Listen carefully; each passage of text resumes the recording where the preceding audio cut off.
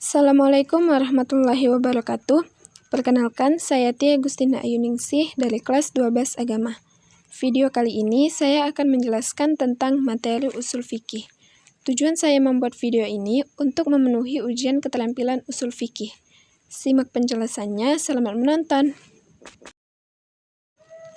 Baiklah, yang pertama adalah pengertian usul fikih. Usul fikih terbagi menjadi dua suku kata, yaitu usul dan fikih. Kata usul adalah bentuk jamak dari kata al-asl yang berarti sesuatu yang menjadi dasar atau landasan bagi lainnya. Adapun kata al-fikih sebagaimana yang diuraikan tersebut berarti paham atau mengerti secara mendalam. Adapun secara istilah, usul fikih sebagaimana dijelaskan oleh Kutub Mustafa Sanu dalam kitab Mu'jam Mustalahat adalah kaidah-kaidah kuliah yang digunakan oleh seorang mujtahid untuk memahami nas Alkitab dan As-Sunnah. Dapat kita simpulkan bahwa usul fikih merupakan sarana atau alat yang dapat digunakan untuk memahami nas Al-Quran dan nas As-Sunnah agar dapat menghasilkan hukum-hukum syara'. Selanjutnya adalah ruang lingkup kajian usul fikih, terbagi menjadi 4. Yang pertama adalah hukum-hukum syara'. Karena hukum syara' adalah thamarah atau buah atau hasil yang dicari oleh usul fikih. Yang kedua adalah dalil-dalil hukum syara' seperti Alkitab, Sunnah, dan Ijma', karena semuanya ini adalah mutmir atau pohon. Yang ketiga, sisi penunjukan dalil-dalil atau wujuh dalalah al-adilah, karena ini adalah thariq al-istismar atau jalan atau proses pembuahan. Penunjukan dalil-dalil ini ada 4, yaitu dalalah bil mantuk atau tersurat, dalalah bil mafhum atau tersirat, dalalah bil darurat atau kemudaratan, dan dalalah bil makna al-maqul atau makna rasional. Yang terakhir adalah mustamthil atau yang membuahkan, yaitu mujtahid yang menetapkan hukum berdasarkan dugaan kuatnya atau zon. Lawan mujtahid adalah muqallid yang wajib mengikuti mujtahid, sehingga harus menyebutkan syarat-syarat muqallid dan mujtahid serta sifat-sifat keduanya. Selanjutnya adalah kaidah-kaidah usul fikih. Yang pertama adalah kaidah amar. Secara bahasa, amar artinya perintah, sedangkan menurut istilah adalah tuntutan melakukan pekerjaan dari yang lebih tinggi kepada yang lebih rendah atau kedudukannya. Jadi, dapat kita simpulkan bahwa amar adalah perintah Allah Subhanahu wa taala yang harus dilakukan oleh mukallaf untuk mengerjakan perintah-perintah Allah Subhanahu wa taala yang terdapat di dalam Al-Qur'an dan hadis.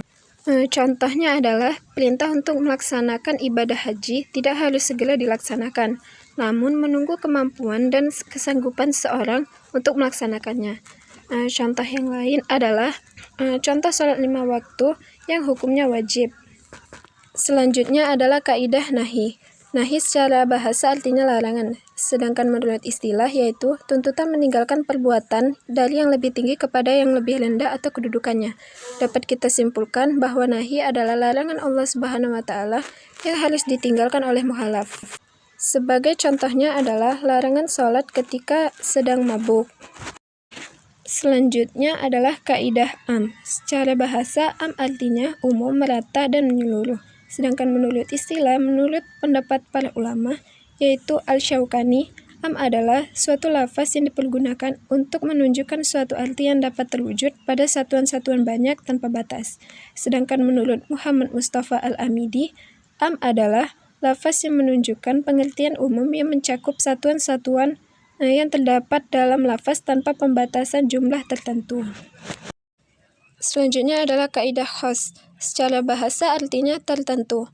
Adapun menurut istilah yaitu lafaz yang dipakai untuk satu arti yang sudah diketahui kemandiriannya. Menurut Abdul Wahab Khalaf, khas adalah tiap-tiap lafaz yang dipakai untuk satu arti yang tersendiri dan terhindar dari arti lain yang mustarak. Dari dua definisi khas tersebut dapat dipahami bahwa khas adalah lafaz atau perkataan yang menunjukkan arti suatu tertentu, tidak menunjukkan arti umum. Selanjutnya adalah kaidah mujmal. Secara bahasa artinya global atau terperinci. Sedangkan menurut istilah, mujmal adalah lafaz yang belum jelas artinya yang tidak dapat menunjukkan arti yang sesungguhnya jika tidak ada keterangan lain yang menentukannya. Lafaz mujmal ini adalah lafaz yang samar. Dari segi sigot sendiri tidak menunjukkan arti yang dimaksud. Tidak pula dapat ditemukan qarinah yang dapat mengantarkan kita memahami maksudnya, kecuali dengan penjelasan yang syar'i.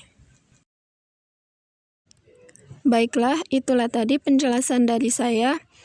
Semoga dari video ini ada manfaatnya. Saya tutup. Wassalamualaikum warahmatullahi wabarakatuh.